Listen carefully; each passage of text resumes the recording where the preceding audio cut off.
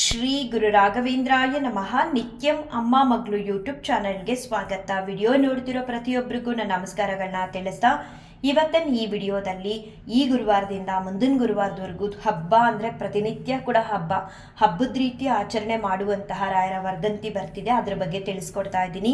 ಇವತ್ತು ನಮ್ಮ ಮನೆಯಲ್ಲಿ ಏಕಾದಶಿ ಆಚರಣೆ ತುಂಬ ಚೆನ್ನಾಗಾಯಿತು. ರಾಯರಿಂದ ಬೆಳಿಗ್ಗೆ ಹಾಗೆ ಮಧ್ಯಾಹ್ನ ಎರಡೂ ಸಮಯ ಕೂಡ ನಾನು ರಾಯರಿಂದ ಆಶೀರ್ವಾದನ ಪಡ್ಕೊಂಡೆ. ಏಕಾದಶಿ ರಥಾಚರಣೆನ ಬಹಳ ಶ್ರದ್ಧಾ ಭಕ್ತಿಯಿಂದ ಆಚರಣೆ ಮಾಡ್ತಾ ಇದ್ದೀನಿ. ನೀರು ಕೂಡ ಕುಡಿದೆ, ಹಾಗೆ ಆ ಶಕ್ತಿನ ರಾಯರು ನನಗೆ ಕೊಟ್ಟಿದ್ದಾರೆ. ಮತ್ತು ಇನ್ನೊಂದು ಅನುಭವ ಹೇಳಬೇಕಂತ ಅಂದರೆ, ಮಹಾಕುಂಭಮೇಳ ಶುರುವಾದಾಗ್ಲಿಂದನೂ ಪ್ರತಿ ಸಲ ನನಗೆ ಬೇರೆಯವರೆಲ್ಲ ಹೋಗಿರೋ ವಿಡಿಯೋಗಳನ್ನ ನೋಡಿದಾಗ ನಾನು ಹೋಗಬೇಕು ಅಂತ ಅನ್ನಿಸ್ತಿತ್ತು. ನಮ್ಮೂರಿಗೆ ಹತ್ತಿರ ಇರೋಂತಹ ನರಸೀಪುರದಲ್ಲೂ ಕೂಡ ಕುಂಭಮೇಳ ನಡೀತು. ಅವಾಗಲೂ ಕೂಡ ಹೋಗಬೇಕು ಅನ್ನೋ ಆಸೆ ಇತ್ತು. ಬಟ್ ಹೋಗೋದಕ್ಕೆ ಆಗಿರಲಿಲ್ಲ, ನನ್ನ ಕೈಲಿ ಹೋಗೋದಕ್ಕೆ ಕೂಡ ಸಾಧ್ಯನೂ ಇಲ್ಲ ನನ್ನಿಂದ. ಹೀಗೆ ಮನಸ್ಸಲ್ಲಿ ನಾನು ಯಾವತ್ತೂ ರಾಯರ ಹತ್ರ ಹೇಳ್ಕೊಂಡಿರಲಿಲ್ಲ ನನಗೆ ಕುಂಭಮೇಳಕ್ಕೆ ಹೋಗಬೇಕು ಅನ್ನೋ ಆಸೆ ಇದೆ, ಆದರೆ ಆಗ್ತಿಲ್ಲ. ಅಲ್ಲಿಂದ ಗಂಗಾಜಲನಾದರೂ ಬೇಕು ಅಂತ ಹೇಳ್ಕೊಂಡಿರಲಿಲ್ಲ ರಾಯರ ಹತ್ರ, ಆದರೆ ಮನಸ್ಸಲ್ಲಂತೂ ಇತ್ತು. ರಾಯರ ಮುಂದೆ ಕೂತಾಗ ಎಷ್ಟೋ ಬಾರಿ ವಿಡಿಯೋ ನೋಡ್ತಾ ಮನಸ್ಸಲ್ಲಿ ಅಂದ್ಕೊಂಡಿದ್ದೆ. ನಿನ್ನೆ ಸಂಜೆ ಸಡನ್ನಾಗಿ ನನಗೊಬ್ಬರು ಪುಣ್ಯಾತ್ಮರು ಬಂದು ಮನೆಗೆ ಗಂಗಾಜಲನ ತಂದುಕೊಟ್ರು. ಯಾರೋ ನಮ್ಮೂರವರೊಬ್ಬರು ಹೋಗಿದ್ರಂತೆ ಮಹಾಕುಂಭಮೇಳ ಪ್ರಯಾಗ್ರಾಜ್ಗೆ, ಅಲ್ಲಿಂದ ತಂದುಕೊಟ್ರು. ನನ್ನ ಮನಸ್ಸಲ್ಲಿ ಆಸೆ ಅಂತೂ ಇತ್ತು ಗಂಗಾಜಲ ಬೇಕು ಅಂತ, ಆದರೆ ನನಗೆ ನಾನೇ ಅಂದ್ಕೊಂಡೆ ಯಾರು ಹೋಗ್ತಾರೆ ನಮ್ಮೂರಿಂದ, ಹೋದರೂ ಕೂಡ ನನಗೆ ಹೇಗೆ ಗೊತ್ತಾಗುತ್ತೆ ಯಾರು ಹೋಗಿದ್ದಾರೆ ಅಂತ, ಸಾಧ್ಯನೇ ಇಲ್ಲ ಅಂದ್ಕೊಂಡು ರಾಯರಿಗೆ ತಲುಪಿಸಿರ್ಲಿಲ್ಲ ಈ ಆಸೆನ. ಆದರೆ ನಿನ್ನೆ ಸಂಜೆ ರಾಯರೇ ಗಂಗಾಜಲನ ನನ್ನ ಮನೆಗೆ ಯಾರೋ ಪುಣ್ಯಾತ್ಮರ ಮೂಲಕ ತಲುಪಿಸಿದ್ರು. ತುಂಬ ತುಂಬ ಸಂತೋಷ ಆಯಿತು. ಕೆಲವೊಂದು ಬಾರಿ ನಾವು ರಾಯರಿಗೆ ಹೇಳಲೇಬೇಕು ಅಂತ ಇಲ್ಲ, ನಮ್ಮ ಮನಸ್ಸಿನ ಅಭಿಷ್ಟಗಳನ್ನ ತಿಳ್ಕೊಂಡು ರಾಯರು ಅದನ್ನು ಈಡೇರಿಸ್ತಾರೆ. ಯಾವಾಗ ನಾವು ಅವ್ರಿಗೆ ಸೇವೆನ ಮಾಡ್ತಾ ತುಂಬ ಹತ್ತಿರ ಆಗ್ತೀವೋ ಆವಾಗ ಇದೆಲ್ಲವೂ ಕೂಡ ಸಾಧ್ಯ ಆಗುತ್ತೆ. ಅಂತೂ ಮನೇಲೆ ಪುಣ್ಯ ಸ್ನಾನ ಆಯಿತು ಇವತ್ತು ಗಂಗಾಜಲನ ಬಳಸಿ. ಎಷ್ಟು ಬಾರಿ ರಾಯರಿಗೆ ಥ್ಯಾಂಕ್ಸ್ ಹೇಳಿದ್ರು ಸಾಲದು. ನಿನ್ನೆ ಸಂಜೆ ಗಂಗಾಜಲ ನನ್ನ ಕೈಗೆ ಸೇರಿದಾಗಲೇ ಥ್ಯಾಂಕ್ಸ್ ಹೇಳಿದೆ, ಬೆಳಿಗ್ಗೆ ಕೂಡ ಹೇಳಿದೆ. ಯಾಕಂದರೆ ನಾವು ಎಷ್ಟೊಂದು ವಿಚಾರಗಳನ್ನ ರಾಯರ ಹತ್ರ ಹೇಳ್ಕೊಂಡೇ ಇರೋದಿಲ್ಲ, ಇಷ್ಟಾರ್ಥಗಳನ್ನ. ಆದರೂ ಅದು ಅರ್ಥ ಮಾಡಿಕೊಂಡು ಅದೇ ಸಮಯಕ್ಕೆ ಸರಿಯಾಗಿ ಈಡೇರಿಸ್ತಾರಲ್ಲ, ಹಾಗಾಗಿ ಎಷ್ಟು ಬಾರಿ ಥ್ಯಾಂಕ್ಸ್ ಹೇಳಿದ್ರು ಸಾಕಾಗಲ್ಲ ಅಂತ ಅನಿಸುತ್ತೆ. ನನಗೆ ಮಾತ್ರ ಅಲ್ಲ, ಪ್ರತಿಯೊಬ್ಬರಿಗೂ ಹೀಗಾದಾಗ ಇದೇ ರೀತಿ ಆಗುತ್ತೆ ಅಂತ ಅಂದ್ಕೊಳ್ತೀನಿ. ಇನ್ನು ಈ ಗುರುವಾರದಿಂದ ಮುಂದಿನ ಬುಧವಾರದವರೆಗೂ ಬರುವಂತಹ 7 ದಿನಗಳನ್ನ ಸಪ್ತೋತ್ಸವ ಅಂತ ಕರಿತೀವಿ.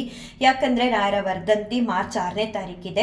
ಅದೇ ದಿನ ಗುರುವಾರ ಕೂಡ ಬಿದ್ದಿದೆ. ವಿಶೇಷವಾಗಿ ಹೇಳಬೇಕಂತ ಅಂದರೆ, ನಾವು ವಿಶೇಷ ಸೇವೆನ ಮಾಡೋದ್ರಿಂದ ಈ ಗುರುವಾರದಿಂದ ಮುಂದಿನ ಗುರುವಾರದವರೆಗೂ ಸಪ್ತೋತ್ಸವ ಅಂದರೆ ಆ 7 ದಿನಗಳು ಕೂಡ ರಾಯರಿಗೆ ಪ್ರಾತಃ ಕಾಲದಲ್ಲಿ ಎದ್ದು ನಮ್ಮ ಕೈಲಾದಷ್ಟು ಮಟ್ಟಿಗೆ ನಾವು ರಾಯರಿಗೆ ಸೇವೆನ ಸಲ್ಲಿಸಬೇಕು. ಈ 7 ದಿನಗಳಲ್ಲಿ ವಿಶೇಷವಾಗಿ ರಾಯರ ದಿವ್ಯ ಸಾನ್ನಿಧ್ಯ ಹೆಚ್ಚಾಗಿರುತ್ತೆ. ಈ ಗುರುವಾರ ನೀವೇನಾದರೂ ಒಂದು ಕೋರಿಕೆನ ಇಟ್ಕೊಂಡು ರಾಯರ ಹತ್ರ ಮೊದಲನೇ ದಿನ ಪೂಜೆನ ಶುರು ಮಾಡಿದ್ರೆ, ಇನ್ನು ಮುಂದಿನ ಬುಧವಾರದವರೆಗೂ ಅದೇ ರೀತಿ ಪ್ರತಿನಿತ್ಯ ಬೆಳಿಗ್ಗೆನೆ ಎದ್ದು ರಾಯರಿಗೆ ಸೇವೆನ ಮಾಡಬೇಕು. ಇನ್ನು ಮುಂದಿನ ಗುರುವಾರ ಅದನ್ನು ಸಮರ್ಪಣೆ ಮಾಡಬೇಕು ರಾಯರಿಗೆ, ರಾಯರ ವರ್ಧಂತಿ ದಿನ. ಈ ರೀತಿ ಮಾಡೋದ್ರಿಂದ ನಿಮಗೆ ರಾಯರ ಅನುಗ್ರಹ ಸಿಗುತ್ತೆ. ಹಾಗೆ ನಿಮ್ಮ ಇಷ್ಟಾರ್ಥಗಳು ಕೂಡ ಬೇಗ ಈಡೇರುತ್ತೆ. ನಿಮ್ದು ಯಾವುದೇ ಕಷ್ಟಗಳಿದ್ರೂ ಕೂಡ ಪರಿಹಾರ ಅನ್ನೋದು ಆ ಕಷ್ಟಗಳಿಗೆಲ್ಲ ಬೇಗ ಸಿಗುತ್ತೆ. ಇನ್ನು ಯಾವ ರೀತಿ ಸೇವೆಗಳನ್ನ ನೀವು ಮಾಡ್ಬೋದು ಈ ಗುರುವಾರದಿಂದ ಅಂದರೆ, ಕೆಲವರು ಮನೇಲಿ ಮಾಡೋಕ್ಕಾದ್ರೆ ಮಾಡಿ, ಇಲ್ಲ ನಮಗೆ ಮನೇಲಿ ಅವಕಾಶ ಇಲ್ಲ ರಾಯರ ಸೇವೆ ಮಾಡೋದಕ್ಕೆ ಅಂತ ಅನ್ನೋದಾದರೆ ಮಠಗಳಿಗೆ ಹೋಗಿ ಕೂಡ ನೀವು ಸೇವೆನ ಸಲ್ಲಿಸ್ಬೋದು. ಮಠಗಳಲ್ಲಿ ಅರ್ಚಕರ ಹತ್ರ ಹೋಗ್ಬಿಟ್ಟು ಕೇಳ್ಕೊಳ್ಳಿ, ಈ ರೀತಿ ಪ್ರತಿನಿತ್ಯ ನಾನು ಮುಂದಿನ ಗುರುವಾರದವರೆಗೂ ಸೇವೆನ ಮಾಡಬೇಕು ಅಂತ ಅಂದ್ಕೊಂಡಿದ್ದೀನಿ ಅಂತ ಕೇಳ್ಕೊಳ್ಳಿ. ಒಂದು ರಂಗೋಲಿ ಬಿಡೋದಾಗಲಿ, ದೇವಸ್ಥಾನನ ತೊಳೆಯೋದಾಗಲಿ, ಅಥವಾ ಅಲ್ಲಿ ಏನಾದರೂ ಪ್ರಸಾದನ ಕೊಡೋದಾಗಲಿ, ಪ್ರಸಾದ ಕೊಟ್ಟ ಮೇಲೆ ಕ್ಲೀನಿಂಗ್ ಮಾಡೋದಾಗ್ಲಿ, ತುಂಬಾ ಸೇವೆಗಳಿರುತ್ತೆ. ನೀವು ಹೋಗಿ ಅರ್ಚಕರ ಹತ್ರ ಮೊದಲು ಮಾತಾಡಿಕೊಂಡು 7 ದಿನಗಳು ಕೂಡ ನೀವು ರಾಯರಿಗೆ ಸೇವೆನ ಸಲ್ಲಿಸಬಹುದು.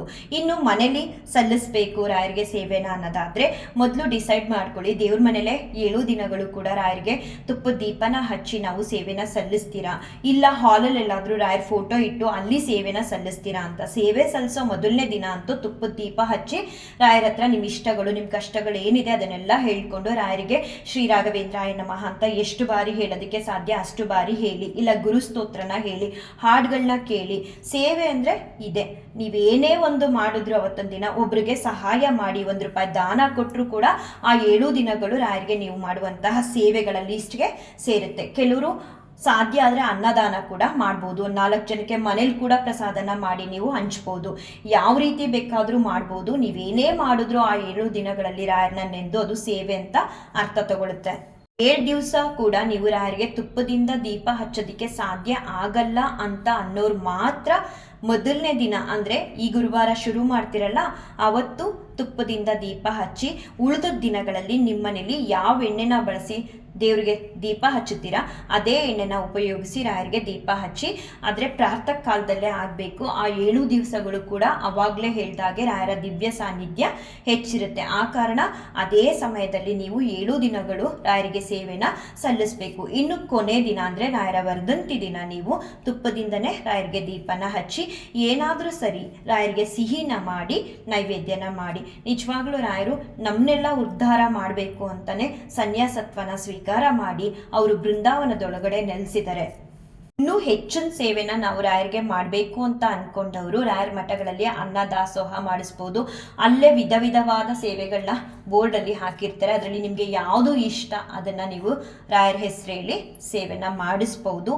ಮತ್ತು ಇನ್ನೊಂದು ಮಾತು ಹೇಳೋದಕ್ಕೆ ಇಷ್ಟಪಡ್ತೀನಿ, ನಾವು ಅಂದ್ಕೊಂಡ ತಕ್ಷಣ ರಾಯರಿಗೆ ಸೇವೆನ ಮಾಡೋದಕ್ಕೆ ಸಾಧ್ಯ ಇಲ್ಲ. ಅವರ ಅನುಗ್ರಹ, ಅವರ ಆಶೀರ್ವಾದ, ಅವ್ರ ನಿರ್ಣಯ ಇದ್ದರೆ ಮಾತ್ರ ನಾವು ರಾಯರಿಗೆ ಸೇವೆನ ಸಲ್ಲಿಸ್ಬೋದು. ಇದಿಷ್ಟು ಏನು ಹೇಳಿದ್ನಲ್ಲ ಅದಷ್ಟು ಯಾರಂದರೆ ಅವರು ಮಾಡೋದಕ್ಕೆ ಸಾಧ್ಯ ಇಲ್ಲ. ಯಾಕೆ ಈ ಮಾತು ಹೇಳ್ತಿದ್ದೀನಿ ಅಂತ ಅಂದರೆ, ಮೊನ್ನೆ ಒಬ್ಬರ ಅಕ್ಕನಿಗೆ ನಾನು ಹೇಳಿದೆ ಈ ರೀತಿ ಗುರುವಾರ 2ನೇ ವಾರ ಒಂದು ಪೂಜೆ ಬಗ್ಗೆ ಹೇಳ್ಕೊಟ್ಟಿದ್ದೆ, ಅದನ್ನು ನಿಲ್ಲಿಸ್ಬೇಡಿ ಮಾಡಿ ಅಂದಾಗ ಅವ್ರು ಹೇಳಿದ್ರು, ಅಯ್ಯೋ ಯಾಕೋ ನನಗೆ ಮನಸ್ಸೇ ಬರ್ತಿಲ್ಲ, ಅಯ್ಯೋ ನನಗೆ ಯಾಕೋ ಮನಸ್ಸೇ ಬರ್ತಿಲ್ಲ ಅಂತ ಒಂದು 2-3 ಬಾರಿ ಹೇಳಿದ್ರು. ಆಗ ಅನ್ನಿಸ್ತು ನಾವು ಹೇಳಿದ ತಕ್ಷಣ ಯಾರು ಕೂಡ ಮಾಡೋದಕ್ಕಾಗಲ್ಲ. ಅದು ಸ್ವತಃ ರಾಯರಿಗೆ ಇಚ್ಛೆ ಇದ್ರೆ ಮಾತ್ರ ಅವ್ರ ಕೈಯಿಂದ ಸೇವೆ ತಗೊಳ್ತಾರೆ, ಇಲ್ಲಾಂದ್ರೆ ನಾವೇನೇ ಅಂದ್ಕೊಂಡ್ರು ಕೂಡ ಸಾಧ್ಯ ಆಗಲ್ಲ ಅಂತ. ನಾನು ರಾಯರ ಹತ್ರ ಬೇಡ್ಕೊಳ್ತೀನಿ, ಯಾರಿಗೆಲ್ಲ ರಾಯರ ಸೇವೆ ಮಾಡಬೇಕು ಅಂತ ಮನ್ಸು ಕೊಟ್ಟಿದ್ದಾರೋ ಅವರೆಲ್ಲರೂ ಕೂಡ ರಾಯರಿಗೆ ಸೇವೆನ ಸಲ್ಲಿಸ್ಲಿ, ರಾಯರು ಸೇವೆನ ತಗೊಳ್ಳಿ ಅಂತ ಅವ್ರ ಹತ್ರ ಪ್ರಾರ್ಥನೆನ ಮಾಡ್ಕೊಳ್ತೀನಿ. 7 ದಿನಗಳು ಕೂಡ ಪರ್ವ ಕಾಲ ಇದ್ದಂಗೆ, ಇದನ್ನ ಯಾರೊಬ್ರು ಕೂಡ ಮಿಸ್ ಮಾಡ್ಕೋಬೇಡಿ. ನೀವು ಪ್ರತಿ ಗುರುವಾರ ನಿಮ್ಮ ಮನೇಲಿ ಪೂಜೆನ ಮಾಡ್ತಿದ್ದೀರೋ ಇಲ್ವೋ ಗೊತ್ತಿಲ್ಲ, ಆದರೆ ಈ 7 ದಿವಸಗಳು ಮಾತ್ರ ಮಿಸ್ ಮಾಡ್ಕೋಬೇಡಿ. ಮಿಸ್ ಮಾಡ್ಕೊಂಡ್ರೆ ಇನ್ನು ಮುಂದಿನ ವರ್ಷದವರೆಗೂ ನಾವು 7 ದಿನಗಳಿಗೋಸ್ಕರ ಕಾಯ್ಬೇಕಾಗತ್ತೆ. ಹೊಸದಾಗಿ ಕೂಡ ನಾವು ರಾಯರ ಫೋಟೋ ತಂದು ಪೂಜೆನ ಮಾಡ್ಬೋದು ಅನ್ನೋರು ಕೂಡ ಆ ದಿನ ಪೂಜೆನ ನೀವು ಮನೇಲಿ ಮಾಡ್ಬೋದು. ಇನ್ನೂ ಕೆಲವರು ಕಮೆಂಟ್ ಮೂಲಕ ಅಕ್ಕ ನಿಮ್ಮ ನಂಬರ್ ಕೊಡಿ ಪ್ಲೀಸ್ ಮಾತಾಡಬೇಕು ಅಂತ ಕೇಳ್ತಿದ್ದೀರಾ. ದಯವಿಟ್ಟು ಕ್ಷಮಿಸಿ, ನಂಬರ್ನ ನಾನು ಕೊಡೋದಕ್ಕೆ ಸಾಧ್ಯ ಇಲ್ಲ. ಏನಾದರೂ ನಿಮ್ಮ ಪ್ರಾಬ್ಲಮ್ಗಳನ್ನ ನನ್ನ ಹತ್ರ ಶೇರ್ ಮಾಡಬೇಕು ಅಂದರೆ ಇಮೇಲ್ ID ಕೊಟ್ಟಿದ್ದೀನಿ, ನನ್ನ ಪ್ರೊಫೈಲ್ ಕೆಳಗಡೆ ಹೋಗಿ ನೋಡಿದಾಗ ಅದ್ರ ಮೂಲಕ ನಿಮ್ದು ಏನೇ ಸಮಸ್ಯೆಗಳಿದ್ರೆ ನನ್ನ ಹತ್ರ ಶೇರ್ ಮಾಡ್ಬೋದು. ಖಂಡಿತ ನಾನು ಅಲ್ಲೂ ಕೂಡ ನಿಮಗೆ ಉತ್ತರನ ಕೊಡ್ತೀನಿ. 7 ದಿವಸಗಳು ಏನು ಸಪ್ತೋತ್ಸವ ಅಂತ ಆಚರಣೆ ಮಾಡ್ತೀವೋ ಅದನ್ನ ರಾಯರು ಪ್ರತಿಯೊಬ್ಬರು ಭಕ್ತರ ಪಾಲ್ಗೂ ಸೇವೆ ಅನ್ನೋದನ್ನ ಕೊಟ್ಟು ಆಚರಣೆ ಮಾಡೋ ಭಾಗ್ಯನ ಕೊಡ್ಲಿ ಅಂತ ನಾನು ರಾಯರ ಹತ್ರ ಪ್ರಾರ್ಥನೆ ಮಾಡ್ಕೊಳ್ತೀನಿ. ರಾಯರಿಂದ ಎಲ್ಲರಿಗೂ ಒಳ್ಳೇದಾಗ್ಲಿ, ರಾಯರು ಎಲ್ಲರನ್ನೂ ಕಾಪಾಡಲಿ ಅಂತ ಬೇಡ್ಕೊಳ್ತಾ ಈ ವಿಡಿಯೋನ ಎಂಡ್ ಮಾಡ್ತೀನಿ. ಶ್ರೀ ಕೃಷ್ಣಾರ್ಪಣಮಸ್ತು, ಶ್ರೀ ಕೃಷ್ಣಾರ್ಪಣಮಸ್ತು, ಶ್ರೀ ಕೃಷ್ಣಾರ್ಪಣಮಸ್ತು.